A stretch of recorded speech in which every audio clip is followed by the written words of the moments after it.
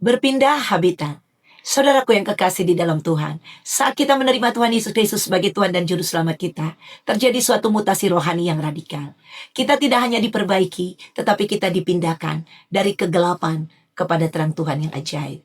Firman Tuhan dalam Kolose 1 ayat 13 berkata, Ia telah melepaskan kita dari kuasa kegelapan dan memindahkan kita ke dalam kerajaan anaknya yang kekasih. Dahulu habitat kita adalah dosa dan maut. Namun sekarang habitat kita adalah kebenaran Kristus atau firman Tuhan, firman Kristus. Kita telah berpindah alamat rohani. Mengapa harus tetap tinggal di dalam kebenaran? Sama seperti ikan yang hanya bisa hidup dan terlindungi selama ia berada di dalam air.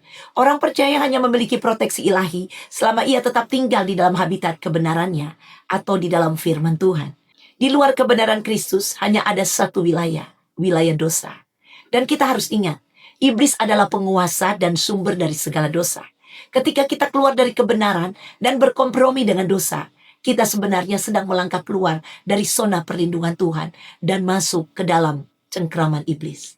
Saudaraku yang kekasih, tanpa Kristus kita tidak berdaya. Jangan pernah merasa cukup kuat untuk melawan iblis dengan kekuatan moral atau kedisiplinan diri sendiri. Yesus menegaskan dalam Yohanes 15 ayat 5. Sebab di luar aku kamu tidak dapat berbuat apa-apa. Tanpa tinggal di dalam Kristus, sang kebenaran firman yang hidup, kita tidak memiliki otoritas untuk melawan si jahat. Iblis tidak takut pada kepintaran kita, kepada kebisaan kita, kepada kehebatan kita. Ia hanya takut kepada Kristus yang ada di dalam kita. Jika kita ingin terproteksi dari kehancuran yang dibawa oleh si jahat, kuncinya hanya satu, bukan berperang dengan kekuatan kita sendiri, melainkan tetap tinggal, abide dalam habitat kebenaran.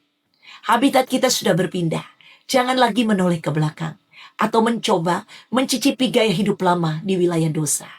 Efesus 6 ayat 14 mengingatkan kita untuk berdiri tegap, berikat pinggangkan kebenaran, berbaju sirahkan keadilan atau kebenaran. Kebenaran bukan sekedar konsen, tapi itu perisai yang akan melindungi kita. Tetaplah berdoa, tetaplah merenungkan firman Tuhan, dan hiduplah di dalam ketaatan akan kebenaran firman Allah. Di dalam Kristus, kita aman. Di luar Dia, kita tidak ada jaminan, atau kita tidak dapat berbuat apa-apa. Tuhan Yesus memberkati. Amin.